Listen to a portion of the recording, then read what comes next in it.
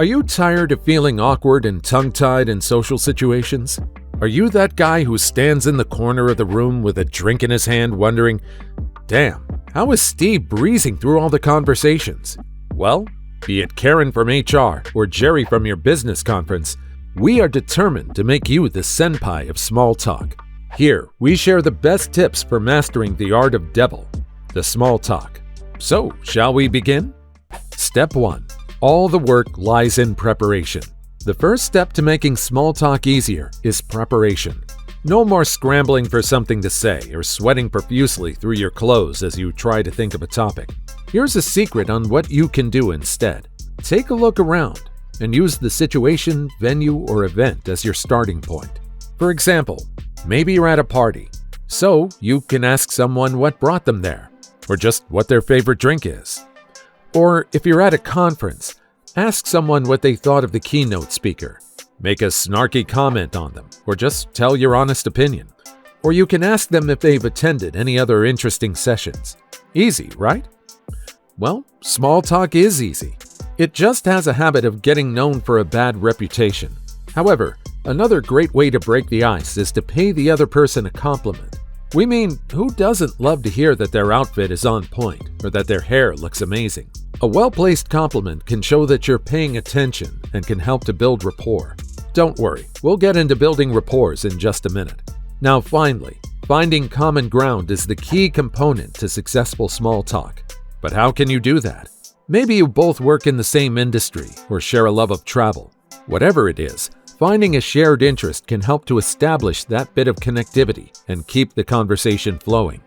Step 2. Tried and tested conversation topic. First, let's bust another myth about small talk. You don't need a groundbreaking opening sentence. If you know small talk is like a blank canvas, and that's the beauty of it, you can literally talk about anything. But if you're looking for a tried and true conversation topic, you can't go wrong with the daily news, especially if you're a part of the business community. According to Chelsea Rivera, co-founder of Honest Pause, staying up to date on current events can actually boost your confidence in conversations with new people. Interesting, right? So why not make it a daily habit to read up on the latest news? But wait, no need to panic if you're not an avid news watcher. You don't have to spend hours reading lengthy articles or watching boring news segments. In fact, there are so many news outlets out there that offer the quickest and easiest reads to keep you in the loop. You can find what works best for you, ranging from a daily email newsletter or a 5-minute news summary podcast. And just make it a part of your daily routine. Now this will help you feel much more confident in these small talk scenarios. Plus, it will give you interesting insights to discuss with your friends, or maybe strangers. But here's a little bit of a catch. Small talk is about keeping it light and breezy. Unless you're keenly interested in turning your casual conversation into a heated debate, we believe it's better to steer your course clear of heavy topics like politics, religion, or money. Trust us, you don't want to be that person who accidentally starts a full-blown argument at a party. However, there are plenty of fun and safe topics to chat about. From the latest binge-worthy TV shows and blockbuster movies to the coolest art exhibits and cultural events, the world is your oyster when it comes to small talk. And if you're in the UK, you can always fall back on the trusty old weather as a conversation starter.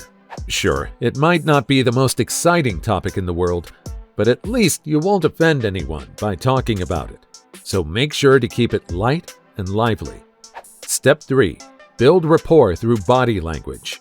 Did you know that you can actually use your body to establish a deeper connection with someone during small talk? It's true. Visual cues are key when it comes to showing that you're interested and fully engaged in the conversation.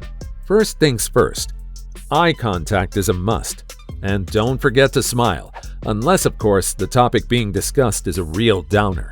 And trust us, no one wants to talk about sad stuff during small talk. Like we told you, keep it light. But seriously, maintaining eye contact and a friendly expression will let the other person know that you're truly invested in what they're saying. Now let's talk about what not to do. Simple. Avoid crossing your arms or putting your hands on your hips. That just screams, I'm not interested. Also, try to resist the urge to fidget or look around the room. Instead, Stay focused on the speaker and show that you're really listening by nodding, humming, and asking thoughtful questions. So the next time you find yourself engaging in small talk, don't forget to use your body language to your benefit. You might come to a shocking revelation of how much more connected you feel to the other person. Step 4. Show genuine interest in the conversation. Are you ready to take your small talk game to the next level? Well, hear. According to Tracy Beach, CEO of Craft Impact, the tactic to making a genuine connection with someone is simply to express a real interest in them. And that starts with remembering the other person's name and trying to use it in the conversation throughout. But don't stop there. You can effectively keep the conversation flowing by asking open-ended questions that allow the other person to bring their thoughts and experiences to the table. Then lastly, you need to try being an active listener. You can't just wait for your turn to speak. You have to truly focus on what the other person is saying. This way, you can ask thoughtful follow-up questions. Step 5. Let the silence brew. Yes, we understand silence can be awkward, but it doesn't have to be. According to small talk extraordinaire Saeed Balkhi, embracing pauses in conversation is the key to mastering the art of small talk. You can think of pauses in a conversation like the gaps between notes in a piece of music. Now, just as music is not only about the notes played, but it's also about the spaces between them. This way, conversation is not only about the words spoken, but about the pauses between them. When there's a pause in a conversation, consider it like a rest in music. You should take it as an opportunity to let the conversation breathe and give both parties a chance to express their thoughts. Embrace the pause and use it to your advantage, just like a musician would use a rest to build anticipation for the notes that come after. So take a moment to collect your thoughts and come up with a new topic of conversation. And if all else fails, there's always the trusty old standby. So have you tried any good restaurants around here lately? Step 6. Practice makes the small talk perfect. You know what? With a right mindset and a little practice, you too can become a conversation superstar. First off, let's talk about mindset. You need to adopt a growth mindset that can make all the difference when it comes to learning new skills. Did you know that people with a growth mindset believe that they can improve with practice? While on the other hand, those with a fixed mindset believe that their abilities are set in stone. So if you want to get better at small talk, you need to start by believing in your own potential for growth and improvement. Because it stands true, practice makes perfect.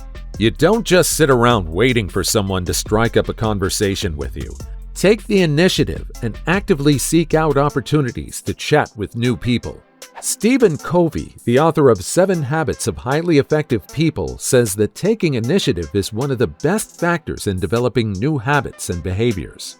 So put yourself out there and challenge yourself to start more small talk conversations. You might just surprise yourself with how much you can improve.